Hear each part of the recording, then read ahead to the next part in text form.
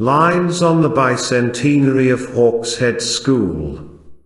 Written in 1785, by William Wordsworth.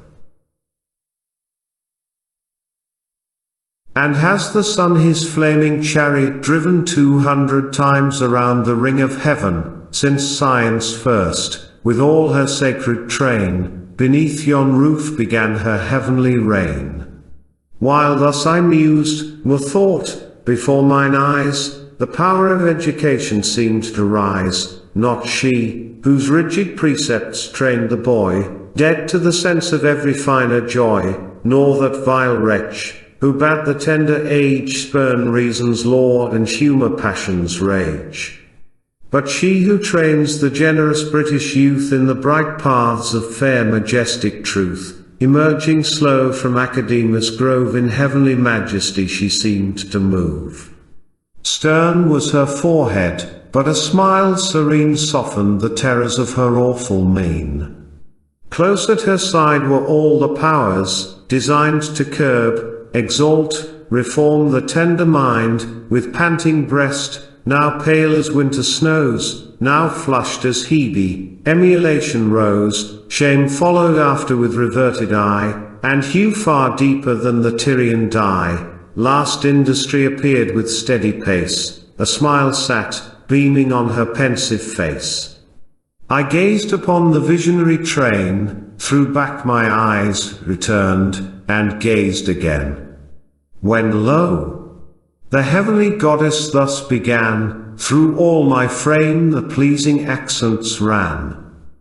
When superstition left the golden light and fled indignant to the shades of night, when pure religion reared the peaceful breast and lulled the warring passions into rest, drove far away the savage thoughts that roll in the dark mansions of the bigot's soul, enlivening hope, displayed her cheerful ray, and beamed on Britain's sons a brighter day. So when on ocean's face the storm subsides, hushed are the winds and silent are the tides, the God of day, in all the pomp of light, moves through the vault of heaven, and dissipates the night.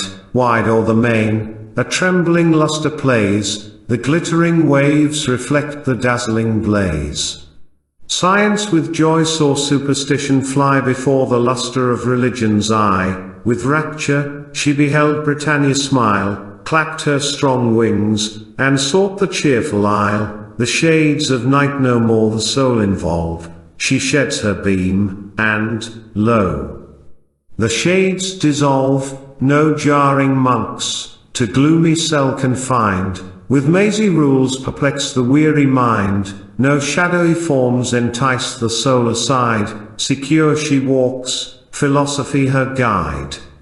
Britain, who long her warriors had adored, and deemed all merit centered in the sword, Britain, who thought to stain the field was fame, now honored Edward's less than Bacon's name. Her sons no more in listed fields advance to ride the ring, or toss the beamy lance, no longer steel their indurated hearts to the mild influence of the finer arts. Quick to the secret grotto they retire to court majestic truth, or wake the golden lyre, by generous emulation taught to rise. The seats of learning brave the distant skies. Then noble Sandys, inspired with great design, reared Hawkshead's happy roof, and called it mine. There have I loved to show the tender age the golden precepts of the classic page, to lead the mind to those Elysian plains where, throned in gold, immortal science reigns. Fair to the view is sacred truth displayed, in all the majesty of light arrayed, to teach, on rapid wings, the curious soul to roam from heaven to heaven, from pole to pole, from thence to search the mystic cause of things and follow nature to her secret springs. Nor less to guide the fluctuating youth firm in the sacred paths of moral truth, to regulate the mind's disordered frame, and quench the passions kindling into flame, the glimmering fires of virtue to enlarge, and purge from vices dross my tender charge.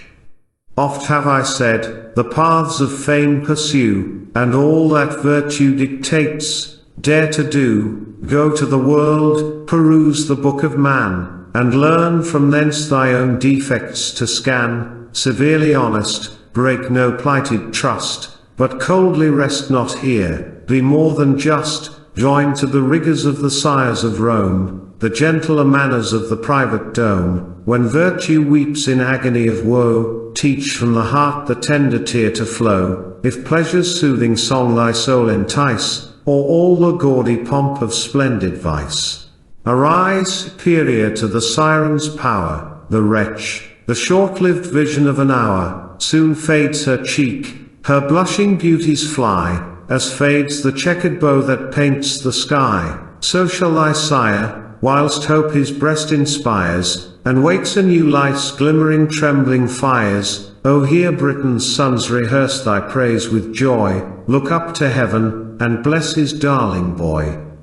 If e'er these precepts quell the passion's strife, if e'er they smoothed the rugged walks of life, if e'er they pointed forth the blissful way that guides the spirit to eternal day, do thou, if gratitude inspire thy breast, spurn the soft fetters of lethargic rest.